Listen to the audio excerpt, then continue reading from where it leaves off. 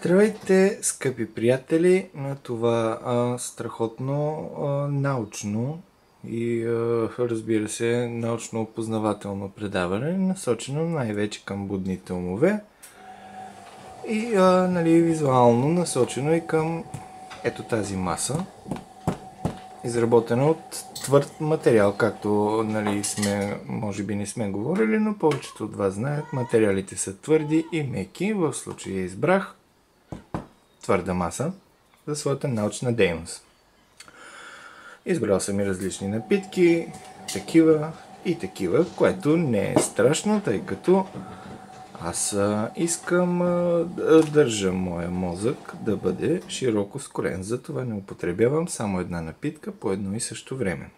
Както знаете, петък и събота, седмицата се разделя, деня започва с четвъртък, а след това вече идват дните, в които изразяването става посредством клечки, кибрид и различни други такива материали. Та, каква е днешната ни... Какво днес аз ще ви представя? Много интересно. Какво мога да ви представя това? Но при него нещата са твърде ясни, всеки знае, че това е по-голямо от всичко, затова съм избрал и нещо по-интересно. И какво точно е то, може би вече се запитате.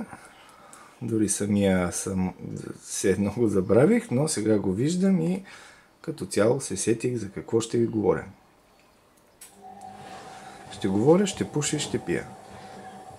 Тези неща... секунда.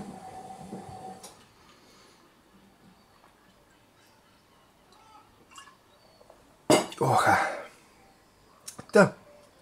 Днешният интересен уред, който ще ви представя, е ето това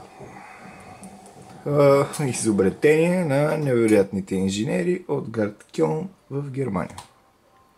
Какво представлява то? Може би се досещате, това е дистанционно. Доста елегантно, както виждате. Ето това ми е пръста, един вид. То е колкото един пръст. Може да се гледа и така вече стават два пръста.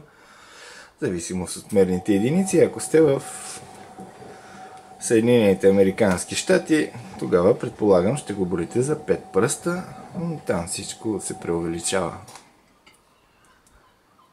Да. Бих застанал за твърдението си, но аз съм и малко краен. Както и да е. Какво виждаме на него? Стандартните бутони, които натискаме с тези ръчички, трака, бумти и стабилна изработка. И може би се чудите вече каква точно е на самите инженери от град Кьолн в Германия. Както знаете, те обикновено спят, но понякога се събуждат и ето изведнъж се появява на бял свят някаква такава страхотна, иновативна идея, която аз съм се взел да ви представя. Та, какво всъщност представлява това? Това е много интересно дистанционно. Основната му функция, т.е.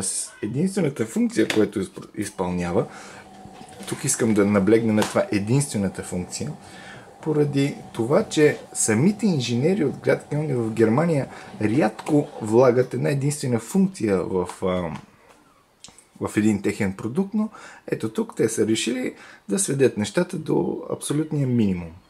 И значи, какво всъщност изпълнява то? Фактически това дистанционно изразходва ето тези две батерии, които биват поставени от потребителя, след което заспива и след това се събужда и не помни нищо. Доста интересно, трудно е в началото за възприемане, но както знаете, новите идеи трудно се налагат на пазара. Препоръчвам го на всички хора, които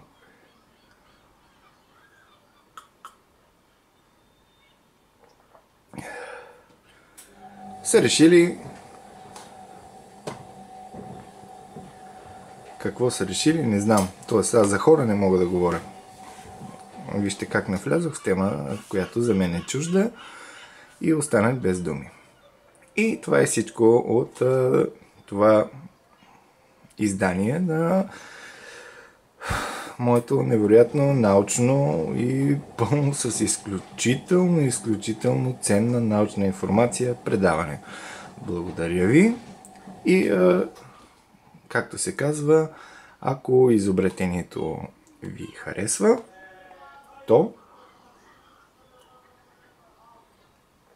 може да си го купите, а ако не ви харесва, тогава просто не го купувате, а гледате за него и съжалявате, че не сте си го купили.